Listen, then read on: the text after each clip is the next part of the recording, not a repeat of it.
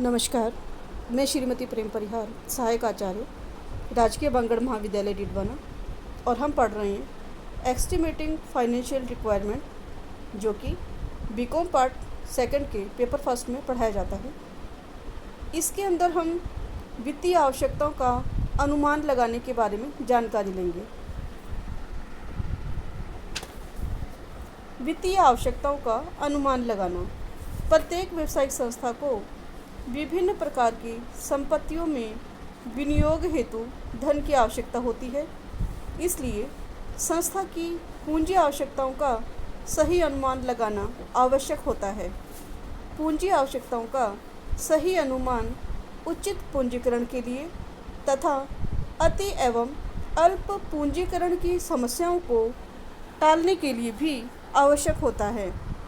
व्यवसाय का संचालन इन कोषों का विभिन्न संपत्तियों में विनियोग करने हेतु किया जाता है।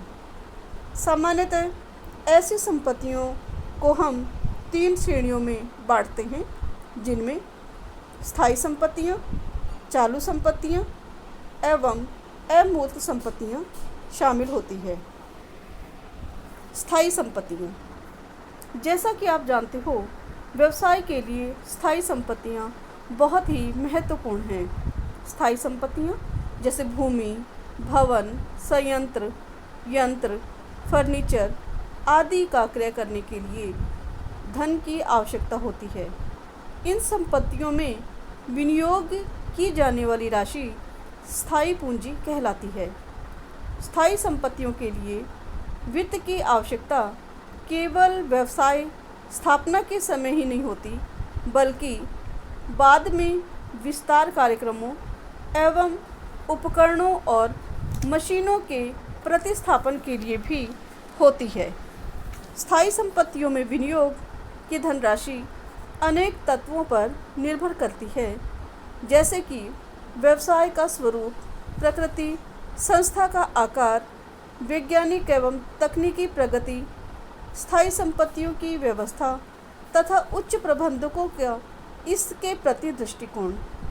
एक नई संस्था में स्थायी संपत्तियों में भारी विनियोग को कम करने के लिए और यदि संभव हो तो संपत्तियों को किराए पर भी लिया जा सकता है अथवा पुरानी संपत्तियों का क्रय करके उसका उपयोग भी किया जा सकता है।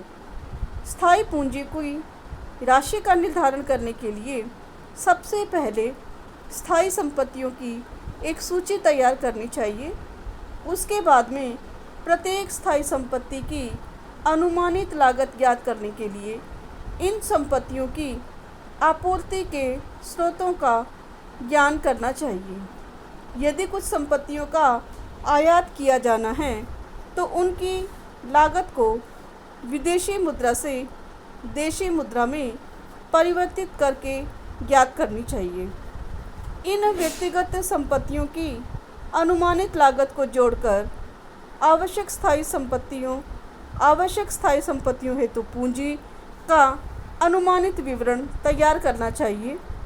इनमें से किसी संपत्ति की लागत में क्रय से पूर्व होने वाली वृद्धि के लिए भी एक निश्चित राशि को जोड़ देना चाहिए। दूसरी हमारी है चालू संपत्ति। चालू संपत्तियों की आवश्यकता व्यवसाय की उत्पादन एवं वितरण क्रियाओं को जारी रखने, दायित्वों का भुगतान करने, अल्पकालीन लेनदारों के संरक्षण के लिए होती है। इन संपत्तियों जैसे कि सामग्री एवं निर्मित माल का स्टॉक, देनदार, प्राप्य विपत्र, रोकड़, बैंक शेष आदि में धन का विनियोग परिचालन क्रियाओं की पूर्ति के लिए किया जाता है।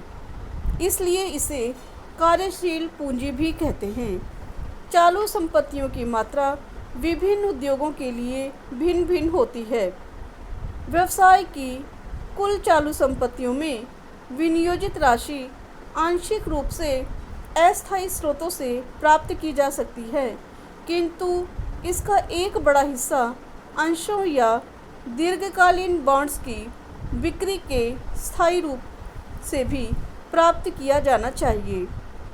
चालू संपत्तियों के लिए स्थायी वित्तीय आवश्यकताओं का निर्धारण उत्पादन स्तर तथा परिचालन क्रम में होने वाले परिवर्तनों को ध्यान में रखकर ज्ञात करना चाहिए। अमूर्त संपत्तियाँ।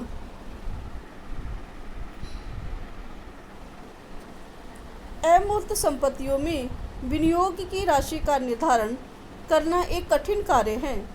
कुछ व्यय जैसे कि वैधानिक शुल्क, कर आदि को छोड़कर इन संपत्तियों का कोई भौतिक अस्तित्व नहीं होता है, लेकिन फिर भी इनके लिए वित्त की व्यवस्था करनी पड़ती है। इन संपत्तियों में कुछ निम्न अनुसार हैं, जैसे कि प्रवर्तन व्यय। प्रवर्तन व्यय व्यवसाय प्रारंभ करने के विचार की उत्पत्ति के समय से लेकर कंपनी का निर्माण होने तक के समस्त व्यय प्रवर्तन व्यय कहलाते हैं। इनमें व्यावसायिक प्रस्ताव की वाणिज्यिक संभावनाओं की खोजबीन के संबंध में किए गए व्यय, व्यावसायिक तत्वों के एकत्रीकरण और प्रवर्तकों को दी जाने वाली क्षतिपूर्ति की राशि, प्रवर्तन हेतु विभिन्न विशेषज्ञों की सेवाओं के लिए दिए गए शुल्क आदि को शामिल किया जाता है। संगठन व्यय कंपनी को वैधानिक रूप देने के संबंध में किए गए समस्त व्यय संगठन व्यय कहलाते हैं।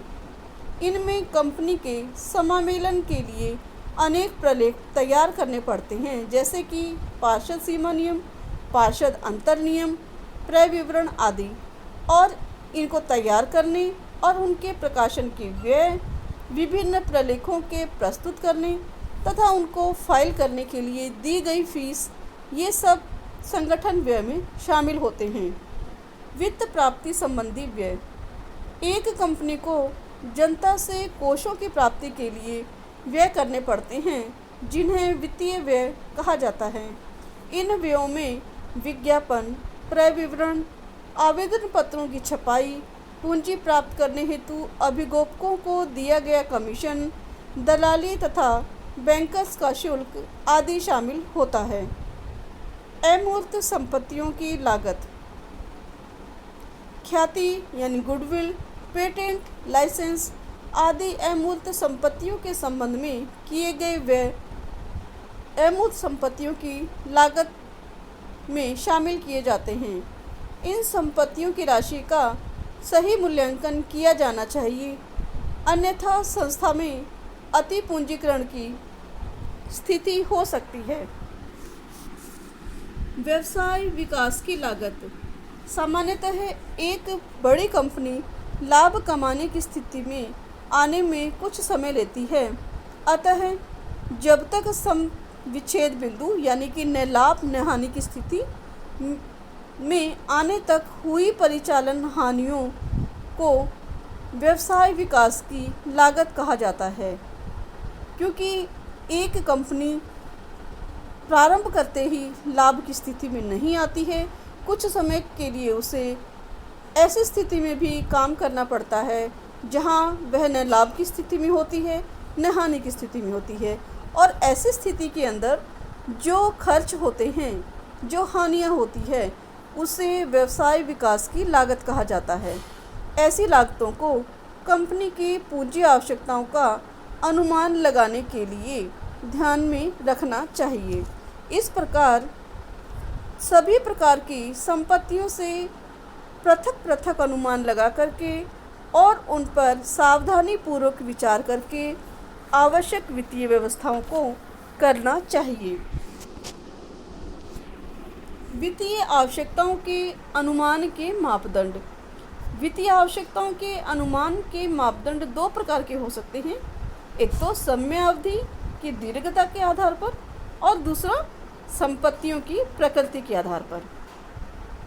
समयावधि की दीर्घता के आधार पर एक कंपनी की वित्तीय आवश्यकताएं दीर्घकालीन, मध्यकालीन तथा अल्पकालीन की कुल पूंजी आवश्यकताओं का योग होती है, और इन तीनों समय के लिए जो हमें व्यय करने होते हैं उनका हमें विशेष रूप से ध्यान देना आवश्यक है।